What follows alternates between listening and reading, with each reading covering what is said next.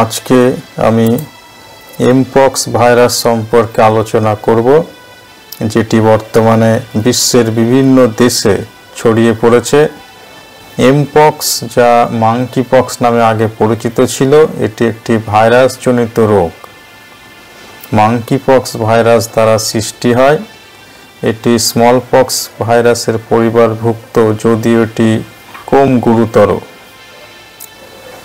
আচ্ছা, এমপক্স কিভাবে তার উৎপত্তি হয় এবং কিভাবে তার সংক্রমণ ছড়ায়, এখন আমরা সেই বিষয়ে আলোচনা করব।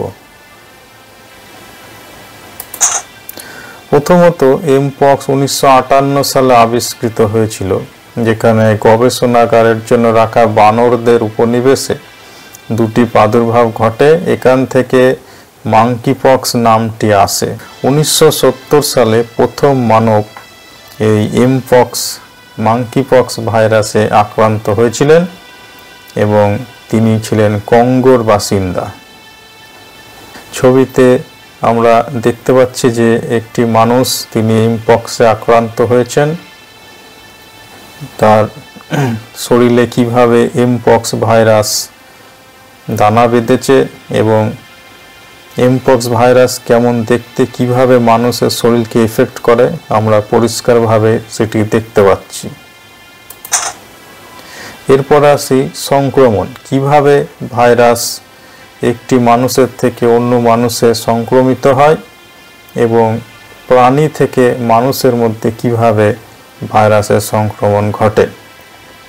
ভাইরাসটি প্রাণীর রক্ত, শরীরের তরল বা ত্বকের ক্ষতগুলির সাথে সরাসরি সংস্পর্শের মাধ্যমে প্রাণী থেকে মানুষের মধ্যে ছড়াতে পারে। মানুষ থেকে মানুষের মধ্যে কিভাবে এটি ছড়ায় সেগুলি হলো শ্বাসযন্ত্রের ফোঁটা, ত্বকের ক্ষত বা দূষিত উপকরণের সাথে যদি কেউ ঘনিষ্ঠ সম্পর্কে আসে, তাহলেই এই ভাইরাস একটি মানুষের সঙ্গে অন্য একটি মানুষের মধ্যে সংক্রমিত হতে পারে, স্পেশালি রেসপিরেটরি ড্রপলেটের মাধ্যমে। ছবিতে আমরা দেখতে পাচ্ছি। এই ছবিতে পরিষ্কারভাবে বোঝানো হয়েছে যে কিভাবে প্রাণী থেকে মানুষের মধ্যে ভাইরাস আক্রান্ত হতে পারে, ছড়িয়ে পড়তে পারে এবং মানুষের রেসপিরেটরি ড্রপলেটসের মাধ্যমে অন্য একটি মানুষকে এই ভাইরাস প্রভাবিত করতে পারে এবং তাকে এই ভাইরাস আক্রান্ত করতে পারে। দেয়ার আর সাম পয়েন্টস এই পিকচারে আমরা দেখতে পাচ্ছি, যেগুলি আমাদের মনে রাখতে হবে যে কিভাবে mpox transmission tax place from human two human and animal two human. এখন আমরা কিছু লক্ষণ সমূহ সম্পর্কে আলোচনা করব। যখন আমরা এই ভাইরাসে আক্রান্ত হব, কি লক্ষণ দেখে আমরা বুঝতে পারবো যে কারোর এমপক্স হয়েছে এবং তিনি ভাইরাসে আক্রান্তিত। ছবিতে স্পষ্টভাবে দেখতে পাচ্ছি একটি হাতের উপরে এমপক্স ভাইরাস ক্ষতিগ্রস্ত ব্যক্তিটি, তার ছবিটি আমরা দেখতে পাচ্ছি এবং এই ভাইরাসের ছবিটিও আমরা ছবিতে দেখছি। লক্ষণগুলি সাধারণত ভাইরাসে আক্রান্ত হওয়ার পরে 5 থেকে 21 দিন পরে শুরু হয় এবং 2 থেকে 4 সপ্তাহ পর্যন্ত স্থায়ী হয়। সাধারণ লক্ষণগুলি যেমন জ্বর, মাথা ব্যথা, পিঠে ব্যথা, লসিকা গ্রন্থি ফুলে যাওয়া, ঠান্ডা লাগা এবং ক্লান্তি। তারপর জ্বর আসে, জ্বরের পরে একটি ফুসকুড়ি দেখা যায়। সাধারণত সেই ফুসকুড়ি মুখে শুরু হয়, তারপর সারা শরীরে ছড়িয়ে পড়ে। তারপর ফুসকুড়িটি বিভিন্ন ধাপের মধ্যে দিয়ে যায় এবং সর্বশেষে খোসা পড়ে এবং নিরাময় হয়ে যায়।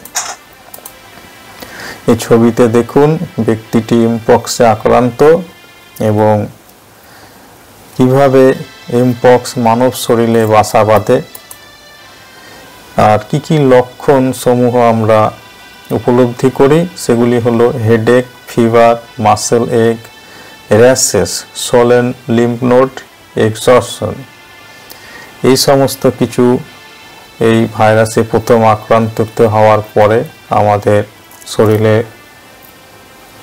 আমরা আমাদের শরীরে পর্যবেক্ষণ করতে পারি। আরও কিছু সিমটমস রয়েছে যেগুলি এই ছবিতে দেওয়া হলো, আপনারা দেখে নিন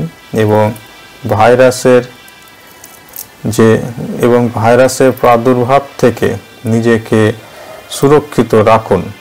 These are the most common symptoms which you are able to see on the screen. এই ভাইরাসের তীব্রতা এবং জটিলতা সম্পর্কে আমরা এখন আলোচনা করব। যদিও এটি মৃদু, তবুও কিছু ক্ষেত্রে, যেমন বিশেষ করে শিশুদের ক্ষেত্রে, গর্ভবতী মহিলাদের ক্ষেত্রে এবং দুর্বল রোগ প্রতিরোধ ক্ষমতাবান ব্যক্তিদের মধ্যে এটি গুরুতর হতে পারে এবং কিছু জটিলতা রয়েছে, যেমন দ্বিতীয়বার সংক্রমিত হওয়া, ব্রঙ্কোপনিউমোনিয়া, সেপসিস, এনসেফ্যালাইটিস এবং কার্নিয়াল সংক্রমণ, যা মানুষের দৃষ্টিশক্তিকে হ্রাস করে দিতে পারে। প্রতিরোধ এবং চিকিৎসা, এগুলিকে 3 ভাগে ভাগ করা যেতে পারে। কিভাবে আমরা এই এমপক্স ভাইরাস থেকে নিজেদেরকে রক্ষা করতে পারবো, কি উপায় রয়েছে, আসুন আমরা সেই বিষয়ে আলোচনা করি। প্রথমে প্রতিরোধ, তারপর টিকা এবং চিকিৎসা। প্রতিরোধ, ভাইরাসটি বহন করতে পারে এমন প্রাণীদের কাছ থেকে আমরা যেন দূরে থাকি, তাহলে আমরা অবশ্যই নিরাপদে থাকব।